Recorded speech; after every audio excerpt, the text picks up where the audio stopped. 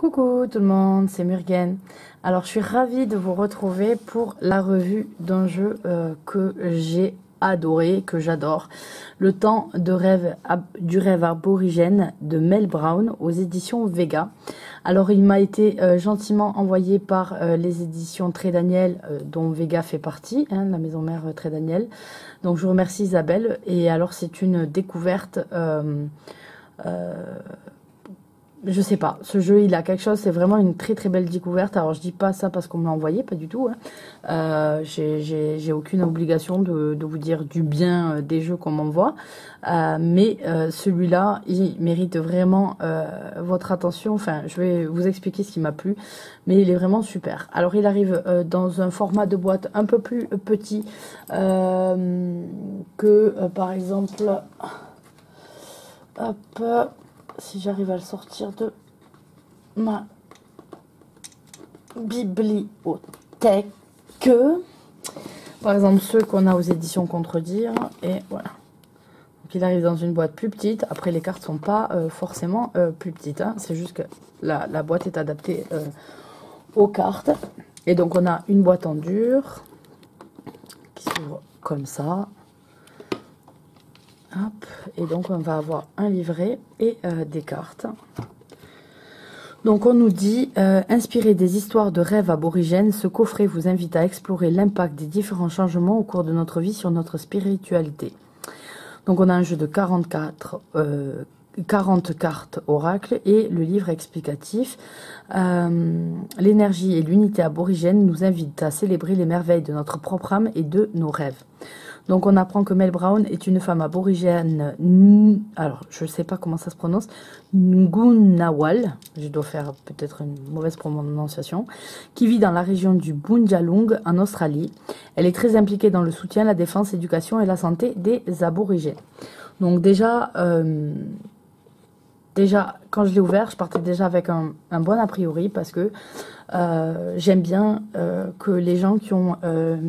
une multitude de cultures ou une culture d'héritage prononcé, etc., transmettent un petit peu leur savoir. Et je fais partie des gens qui s'intéressent beaucoup aux différentes cultures en fait à travers le monde, et on voit des symbolismes, à voir un petit peu les connexions qu'il y a entre. Je suis très curieuse de tout ça.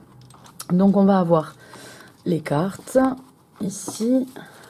Je vous les montre après. On va d'abord regarder le petit livret. Donc c'est un livret qui s'ouvre pas comme on a l'habitude, plutôt à l'horizontale. Et donc on a le sommaire avec voilà, le sommaire, introduction, comment utiliser les cartes, et puis ensuite les cartes avec leur signification et un petit mot à propos de l'auteur. Donc, qu'est-ce qu'on nous dit dans l'intro? Dans mon rêve, Mère Terre chuchote des histoires anciennes et partage sa sagesse pour nous éclairer et pour que nous puissions mieux comprendre le but de notre voyage dans le rêve. Ces histoires m'ont été racontées par mes ancêtres disparus et toute ressemblance entre ces histoires et le temps du rêve d'autres terres aborigènes ne saurait être un manque de respect à ces traditions et cultures. Donc, on nous explique le temps du rêve, rêver... et alors, quand j'ai commencé à lire, donc là on nous propose des petites options de tirage, on n'a pas de format particulier qui est proposé, mais ce que j'ai aimé, c'est qu'en fait on partage un petit peu la même vision des cartes et de leur signification, comment on doit jouer, comment on doit interpréter, les lire, etc.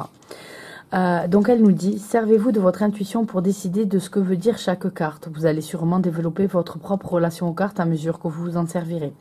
Si vos interprétations diffèrent un peu des miennes, ne vous en inquiétez pas.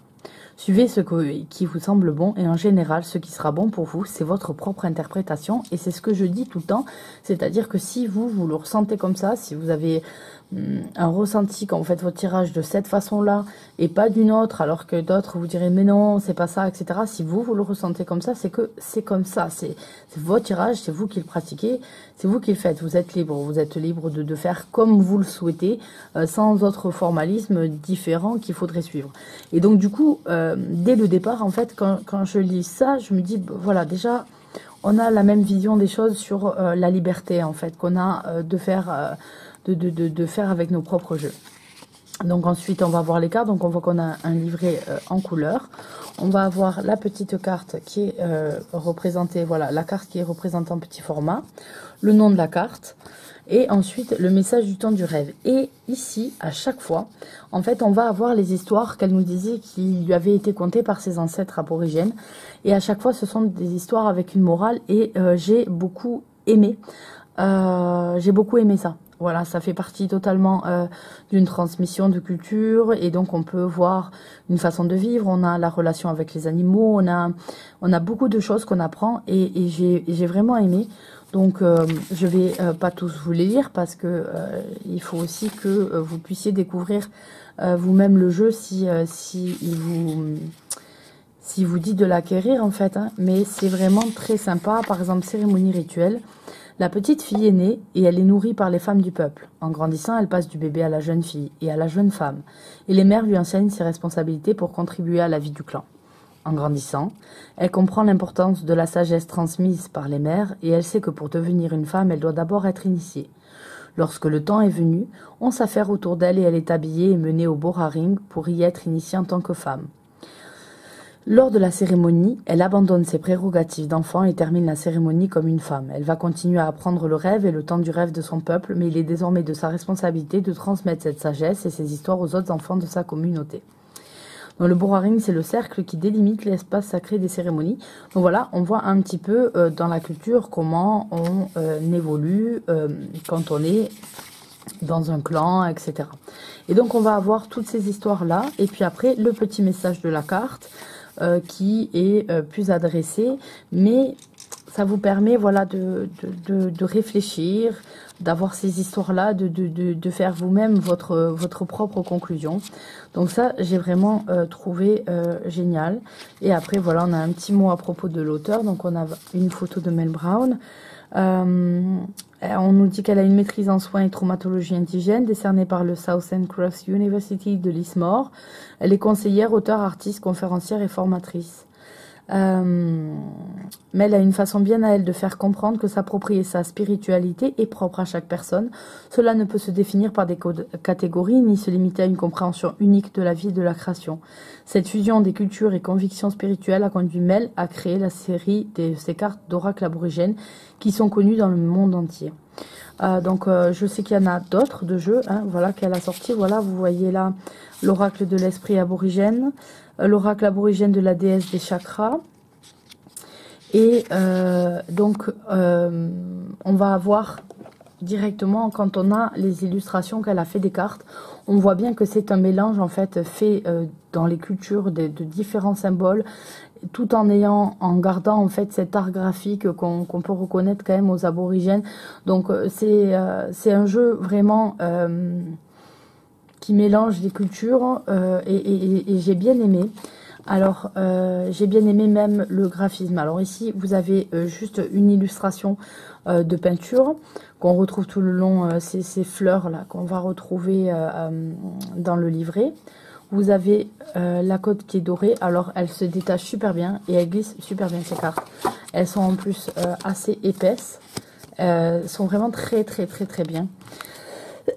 Et ensuite, voilà les cartes. Alors voilà l'originalité des cartes. Alors vous pouvez voir un cadre et un fond un peu noir, gris. Mais quand on fait bien attention, vous avez le nom de la carte qui est en bas dans un cartouche. Mais vous voyez que ce sont des photos en fait qui sont en noir et blanc, plutôt teintées dans le foncé, dans le gris. Et ensuite la peinture est par-dessus. Et je trouve ça joli parce que du coup on a vraiment des paysages magnifiques derrière. C'est vraiment des cartes qui font voyager. Donc là on a un dingo pour la carte de la compréhension. On a la carte de la création. Et alors derrière, je sais pas si on voit bien la caméra, mais vous voyez là, une cascade. Donc c'est vraiment très joli. Et bizarrement, ces cartes, dès que j'ai ouvert le jeu, en fait, elles m'ont beaucoup attiré. J'ai adoré le jeu. J'ai déjà fait des tirages avec. Ça m'a parlé énormément. surtout en ce moment. C'est vraiment... voilà, j'adore ce jeu, en fait. Hein. Je sais pas si... Le Dadiri, une affaire d'homme. Donc là, on voit comment on grandit. Puis, on a cette colonne-là qui grandit... voilà, comme on a une idée de dessin d'énergie vitale quand on bosse les chakras, etc. Celle-là, la force intérieure, elle est magnifique. Elle est magnifique. Le respect, le commencement sacré, les commencements sacrés, le son de l'esprit, la douleur intérieure, le voyage de guérison, l'ombre au crépuscule, calme et tranquillité, charge pénible, écoute profonde, épuisement émotionnel et rêver. Elle est magnifique, vraiment magnifique. Nos autres paradis pour la sagesse des femmes. Ça c'est un émeu ou un autre qui ressemble justement aux émeus qu'on trouve en Australie. Il y en a certains qui vivent près des plages, ils sont un petit peu agressifs et le nom ne me revient pas. Le silence, la préparation, et c'est là qu'on voit, là on a des dessins, on dirait les représentations qu'on va avoir de la déesse, etc. Et on va en avoir beaucoup des représentations de femmes de cette façon dans le jeu. Et on garde, voilà, souvent on a des petits points comme ça pour les dessins aborigènes et qu'on retrouve dans toutes ces illustrations. Le changement de saison, histoire des sœurs, inspiration et révélation avec cette pleine lune, la patience, le Père au ciel, phase de la lune avec ce kangourou, l'apprentissage caché, l'apprentissage du temps du rêve, cérémonie rituelle, très très jolie, équilibre de mère nature, avec ces trois femmes, voilà, qui du coup nous renvoient un petit peu à l'idée quand on a les trois phases de la lune qui sont représentées, même si d'habitude on a la jeune fille, la femme adulte et ensuite on a la femme mature. Là on a trois sortes de femmes avec des chevelures différentes, voilà, mais avec qui partagent le même équilibre, etc. J'aime bien l'idée. Connaissance sacrée, connexion spirituelle, le chagrin, histoire ancestrale. Je trouve trop magnifique. On dirait des petits êtres de la forêt, des petites fées, des arbres, quoi. Très beau. Mère Terre, magnifique aussi. Cette femme bien enceinte, mais qui en fait est un arbre, je trouve ça magnifique. Merveilleuses occasions. La paix, voilà. Et la représentation de trois couleurs de peau différentes, mais de gens qui se donnent la main, donc je trouve ça beau aussi. La terre assoiffée. Le rajeunissement. La renaissance et la tranquillité intérieure. Donc voilà pour ce jeu, ce magnifique jeu vraiment. Donc elle propose aussi de faire par exemple sur un sujet qui vous intéresse ou en général par exemple de faire un tirage passé, présent, futur en utilisant 3, 4 et 5 cartes respectivement. Et voilà, c'est celui que j'ai fait. Je compte faire d'autres tirages avec celui-là d'un autre format plus approfondi pour moi-même en tout cas. Et ce jeu m'a beaucoup parlé, voilà, et amène à réfléchir, et c'est un très très bon jeu de travail, d'énergie, de compréhension de soi, etc. Donc c'est un jeu qui est plutôt sur fond sombre, voilà. et en fait qui par l'explication des cartes, par les contes en fait de son clan qu'elle nous raconte, etc. Et en fait bien plus coloré que ceux qu'il nous présente comme ça. Donc voilà pour cette présentation. J'espère qu'il vous aura plu. En tout cas, moi, il fait largement partie de mes derniers coups de cœur. Gros coup de cœur pour celui-là, en tout cas. C'est un merveilleux jeu qui a été créé ici. Et du coup, ça me donne envie de prendre les autres de la collection, voir un petit peu comment elle oriente le travail proposé sur ces autres jeux, parce que voilà, j'aime bien sa façon, son approche des choses, et qui me correspond en tout cas à moi et qui me parle beaucoup. Donc je vous fais à tous de gros bisous et je vous retrouve à très bientôt pour de nouvelles vidéos. Ciao ciao.